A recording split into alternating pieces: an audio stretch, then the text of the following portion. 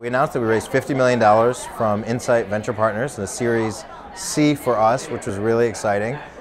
We think that there's a huge opportunity. We're in an interesting place as a company. We're profitable, we're software as a service, SaaS, and we're an analytics platform. So we're servicing a digital marketing and content industry, but from our perspective, we're just at the beginning of what can be done. So we raise money to really go after ultimately building a currency for digital advertising, which is where we spend a lot of our time these days. So explain to us the need for a currency and what you're doing specifically. Sure, so for about the 20 years that digital advertising has been around, we've transacted based on the concept of a served impression. Essentially the idea that an impression existed somewhere on the page, but never actually came into view necessarily, wasn't necessarily in front of a human being's screen. And so we had the belief that the foundation for a currency in digital has to be human and viewable. But from our perspective, we need to go way beyond that. And so human and viewable doesn't mean that it worked, doesn't mean that it was effective, it doesn't mean that a consumer ultimately is paying attention and that they're ultimately going to be influenced by a marketer's message. And so we're really focused on how do you go beyond the base currency of human and viewable and get to ultimately attention. But as a starting point, the industry is still on served impressions, and so we think we have a little ways to go to at least get to human and viewable and eventually beyond. So what about viewability standards? You know, the IAB has something. We spoke to Rob Norman, the Group M's not too thrilled about it. What is the standards and how might that develop? Yeah, I mean the standards, so here's the idea behind the standards. They're a minimum threshold.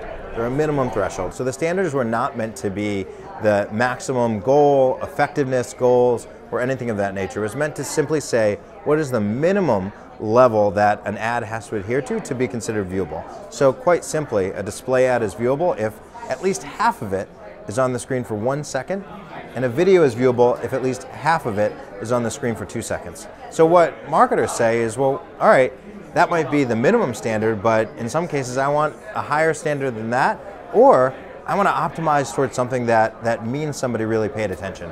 And some people believe that that minimum standard hits that goal and others believe it doesn't. So from our perspective, we want to enable both marketers and publishers to measure the signals that make sense to them to ultimately move the industry forward. What I'm sure of is that transacting on a served impression, the fact that an ad existed, irregardless of whether it was human or viewable, is not sustainable for our industry. And so we think we have to get to a human and viewable currency and ultimately go beyond.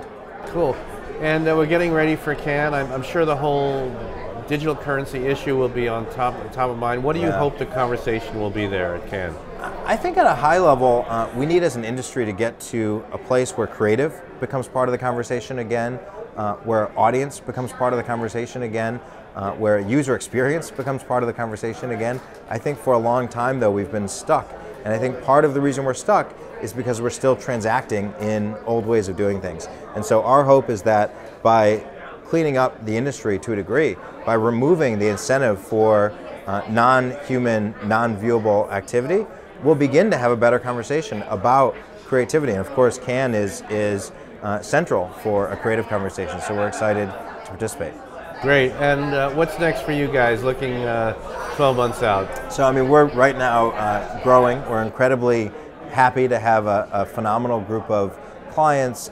We're expanding internationally, so we have an office now in London, we have an office in Sydney, Australia, and we're continuing to grow. We're hiring in almost every position. We're profitable, so we're sort of in a unique spot where we're really just focused on delivering on behalf of our clients and growing as fast as possible.